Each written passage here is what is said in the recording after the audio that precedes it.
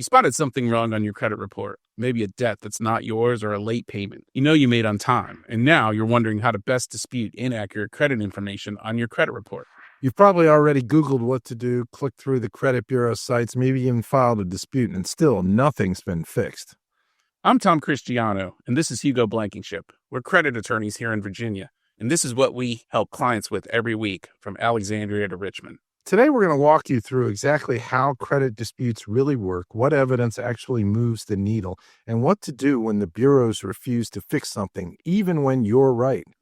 So you can finally stop getting stonewalled by the credit reporting system, protect your credit score, and hold these companies accountable when they get something wrong.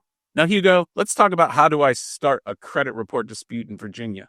Why don't you walk people through the first step? Well, the first step is going to be to get a copy of your credit report, right? So you need to go to annualcreditreport.com and get a copy of Experian, Equifax, and TransUnion. At annualcreditreport.com, you can get one free credit report from each of the three bureaus every year, all right? And if for some reason you've applied for credit and you've been denied credit and they sent you that notice, you can get another free one just because of that too. But don't rely just on monitoring apps and like Credit Karma and people like that. Sometimes those aren't as accurate as what you need to get directly from the credit bureau. So that's what I say is go to annualcreditreport.com. I agree, Hugo. You should go to annualcreditreport.com and get a free copy of your credit report. And then once you have your credit report, you want to go line by line through the credit report and look for items of inaccuracy or items that could show that you're a victim of identity theft. Perhaps there's late payments were made on time or accounts that you didn't open, old debts that should have dropped off. Maybe even a spelling error in your name or problems with your phone numbers and addresses. Now, Hugo, what do you think about addresses? What do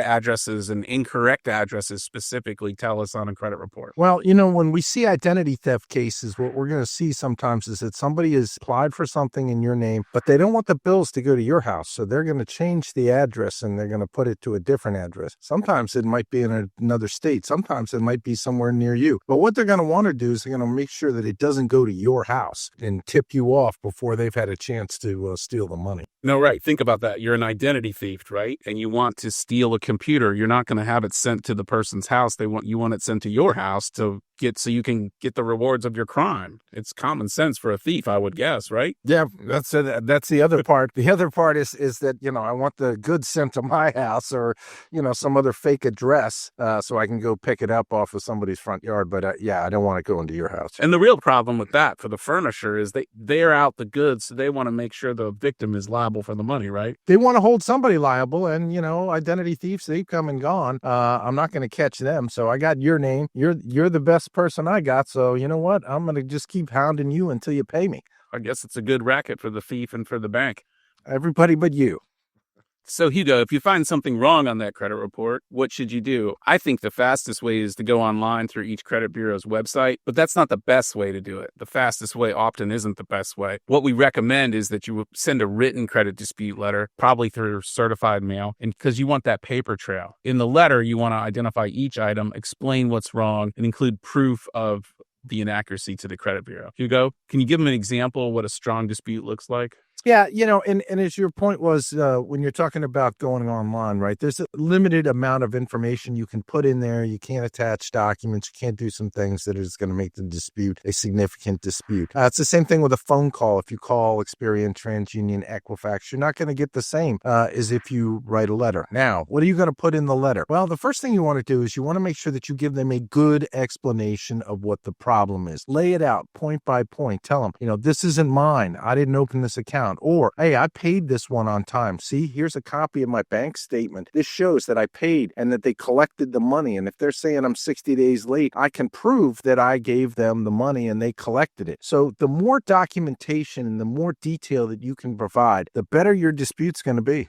Right. And if you think about when you send the dispute, you're going to put your name and address and social security number on the dispute letter so the credit reporting agency can identify who you are. And you want to put a copy of your driver's license and then the description of, something more than it's just not mine. As you mentioned, if the account is listed as 60 days late in February of 2023, you could attach your February bank statement and show that the payment was made on time. There's a million different examples, and we're always here to help people if you want to talk it through before you dispute, or if you've already disputed, maybe you needed to make another dispute. The more detail in the letter, the better the dispute letter, the better chance you have of a lawyer or the credit reporting agency solving your problem. Yeah, let me pick up on one of those points too. A lot of people are concerned that they might be the victim of identity theft and they didn't want to send their driver's license or their social security number or their date of birth or that information to the credit reporting agencies. But you're going to have to do it, because if you don't do it, they're going to go, oh, I don't know who you are. We can't figure this out. And then they're not going to investigate it. So it may seem counterintuitive that you've got to provide all this information to them, but if you don't do it, they'll use it as an excuse not to have to investigate. That's a good point, Hugo. And what I always think about is the Bureau typically has 30 days to investigate a credit dispute. So you want to make sure that you are clearly identifying who you are, clearly identifying what account you're disputing, so the credit bureau can contact the lender or the company that reported the information that's wrong. And if that company finds the information's wrong, they could fix it or send you a request for additional information. It just gets the process rolling. And if you don't get a response in 30 days, or if the mistake isn't fixed, that's when you can call a lawyer. And sometimes getting a lawyer involved is the only solution to the problem. But if they do not follow the law, you may have a legal claim.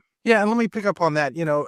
Dumb it down, right? Dumb it down as much as you can, because what are they doing? They're outsourcing this to places like Chile, Costa Rica, India, okay? They're sending it out to them. And so you want to walk them through your dispute and make it as simple and clear as possible so they can't say later, oh, gee, I didn't understand. So put as much information in there as you possibly can.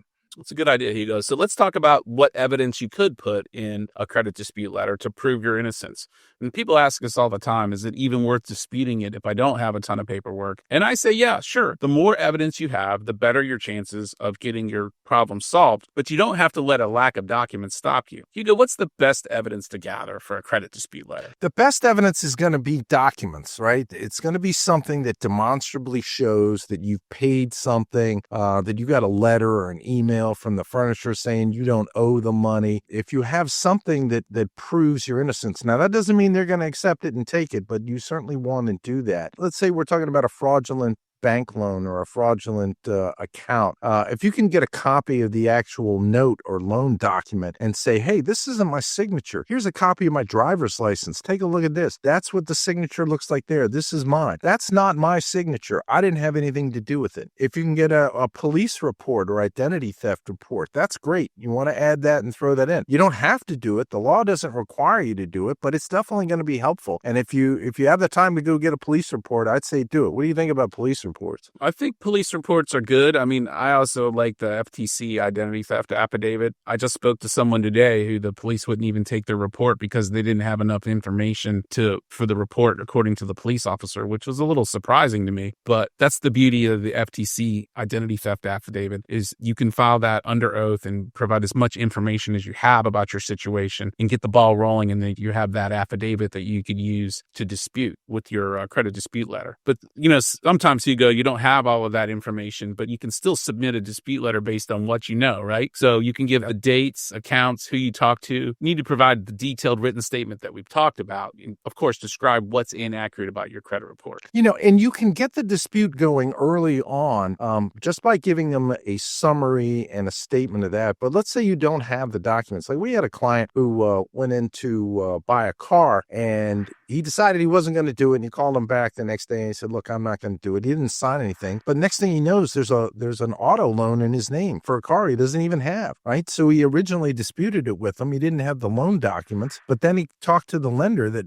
claimed that he owed the money, and he got a copy of the loan documents. And in the next dispute letter, he sent that in. So you can build your case as you go along, okay? You don't have to give them everything right up front. And, just keep working on the facts. The more facts and documents you have, the stronger your case is going to be. Now, if I remember that case correctly, the one you're talking about, the client lived in Arlington, but the car dealership involved was in Leesburg, was it not? Something like that. Perhaps it was in Reston. I don't know, but the key is you want to get as much information as you can. And if it's a local situation like Arlington, Reston, Alexandria, you can actually travel to the bank or to the car dealership and get the documents that you need. Do you recommend people actually go to these places and try to get documents? Absolutely. When you make what they call a fuel call and you actually show up and you drive to some place, they're going to be less inclined to try to avoid you and keep from having to give you the information. So make them do it. Show up there.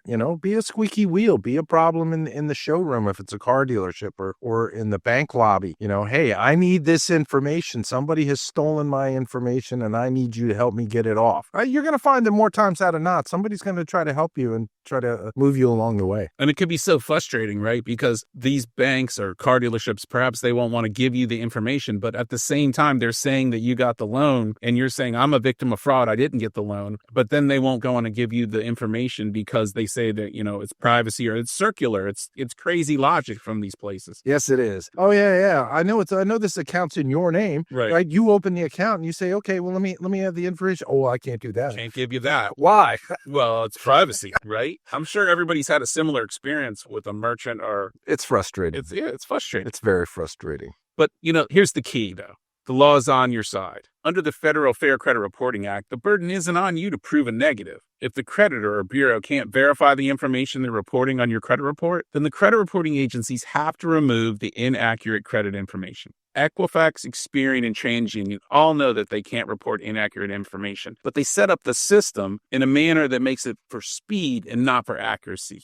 Right, Hugo? Yeah, and ultimately, you're probably going to have to get a lawyer to help you, right? So, a lot of people think it's going to be too expensive. Gee, I can't afford a lawyer. I don't have that kind of money. Well, we take these cases on what's called a contingency or percentage fee basis. So we're not looking for a check from you. We're not looking for money from you. So we'll be able to help you, and you won't have to come out of pocket with a lot of money. So, Tom, how long is it going to take? You figured out you got a problem. How long is it going to take you? Well, should I give an actual answer or a lawyer answer? Well, give me the actual answer. The actual answer is it's hard to tell. Sometimes things happen quickly and they fix your problem right away. And some people suffer on for months on end with inaccurate credit reporting. It's hard for us to tell exactly how long it's going to be until your credit report is fixed. But that's the bad news. The good news is there are deadlines that you can use to your advantage to solve your inaccurate credit report. So after you send in your dispute, the clock starts ticking. Federal law says that the credit bureaus have 30 days to investigate in most instances, but that's not only going to be the deadline that they use. They're going to maybe use a deadline where they ask for additional information. So they always want to try to create additional time for themselves, but they're supposed to conduct an investigation within those 30 days. Now, Hugo, in those 30 days, what's really going on behind the scenes at the credit reporting agencies? So what happens is your dispute letter goes to the credit reporting agencies. They don't even open their own mail. They outsource that to somebody else. And they open the mail and then they scan it and then they put it in a computer. And then it's going to be downloaded and start to be processed by somebody in India, Chile, Costa Rica, some other country, right? So it's not even going to be processed here. And that person, on behalf of Experian, TransUnion, or Equifax, they're just going to look into their records and see, okay, who you are. And they're going to say, well, I can't fix it because I don't have enough information. And they're going to send some information to the furnisher, whoever it is. Let's say it's Verizon or Bank of America. And they're going to put the burden on them to try to fix it. But are they going to fix it, Tom? They're not going to fix it. So the information provider to the credit reporting agency is called the furnisher of the information. Now, the furnisher has a mirroring duty to reinvestigate and to conduct a reasonable reinvestigation. But the problem the furnisher has is that they don't want to take it off necessarily because then they lose the money officially if they take it off your credit report, because in an identity theft scenario, you're the person they could collect from. You're a good person who pays their bills, so they know they can hold your credit hostage. So what they want to do is incentivize speed, just like the consumer reporting agency. They're not going to conduct a reasonable reinvestigation. They're going to conduct what's called a data conformity review. So that means they're going to look at their computer that's already reporting inaccurate information to the credit bureau and just say, yep, that's right. That's why you didn't pay, and move along their way. And oftentimes, a lot of the furnishers, not all of them, but a lot of the big banks, they use furnishers that are outsourced overseas as well, in India and the Philippines. So I like to joke that there could be one Indian processor for Equifax communicating with an Indian processor for an inaccurate Citibank account. And the whole investigation, none of it happens in America, and these people don't even have a phone. It's kind of crazy when you think about it. And the problem is that it's really sort of a circular loop, right? So the credit reporting agency, Equifax, says, hey, Mr. Furnisher, check your records and see if this is reporting accurately. And they look and they say, yeah, that's what we're reporting. Well, of course, that's what they're reporting. That's why you're disputing it, okay? They're saying that you owe this account, but you really don't. But that's what they're reporting. So what are they going to do? They're going to report back and go, yep, that's what we're reporting. And then Equifax is going to go, well, they told us it's accurate, so we're going to put it on. And the loop goes round and round and round, and it never changes. That's the big problem. Exactly, Hugo. That loop that you talk about just leads the credit bureaus and furnishers just rubber stamping whatever each other says. Even when you send in proof and you have proven your innocence, or you've sent in a police report or that FTC identity theft affidavit. Hugo, what if nothing changes after the 30 days after the credit dispute? Well, normally what we're going to recommend is that you're going to have to do a second dispute. All right. So you want to go back and you want to say, okay, let's take a look at the first dispute. What did I tell you? And now I'm going to tell you something a little bit different. Maybe I'm going to give you some more details. Maybe I'm going to send you some more documents. Maybe I'm going to give you some more proof. So I want to do a second dispute, and I want to give you as much additional information as I can. Because if I give you the exact same letter and send it back to them, they're going to go, we've already disputed this and resolved this, and we're not going to do any more work. Okay, Hugo, that's a good point. Let's talk about now what you do if the credit bureau won't fix your credit report, even though you're right. And I think it's a tough situation. People will call us up and say, I've jumped through all the hoops. I've sent in all my proof. The credit bureau won't fix my credit report. Equifax is saying they can't even figure out who I am, which they do. Hugo, it happens more than people think. And when it does, what should a consumer do next?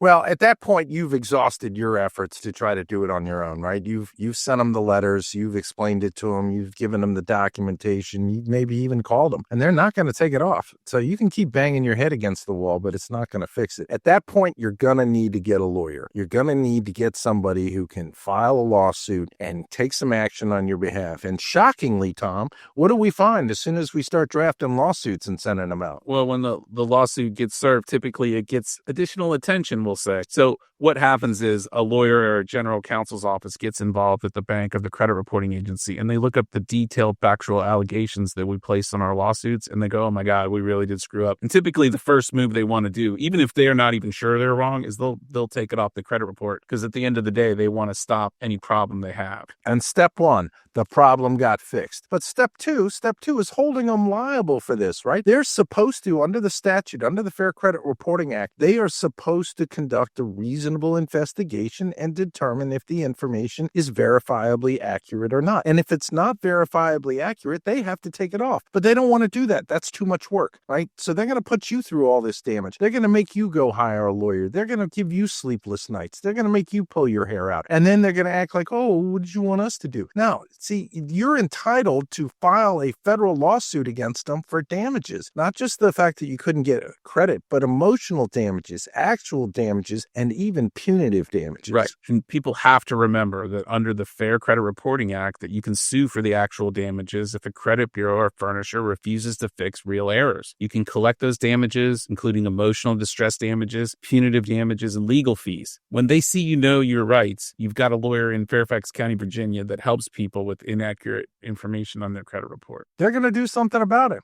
Yeah, that's the only time they ever do, right? When you finally get a lawyer and you take action and they know you're serious, then they're going to fix it.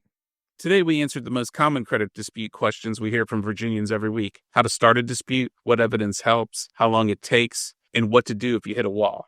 You're already way ahead of most people just by knowing this stuff, and you're in the driver's seat to protect your credit. But here's the thing. What if the whole dispute process isn't fair? What do the credit bureaus really do with your dispute behind the scenes? In our next video, we're revealing that the credit bureaus don't want you to know about credit disputes. Trust me, this is something every Virginian with a credit report needs to hear before taking their next step. Don't miss it. And we'll see you over there in the next time.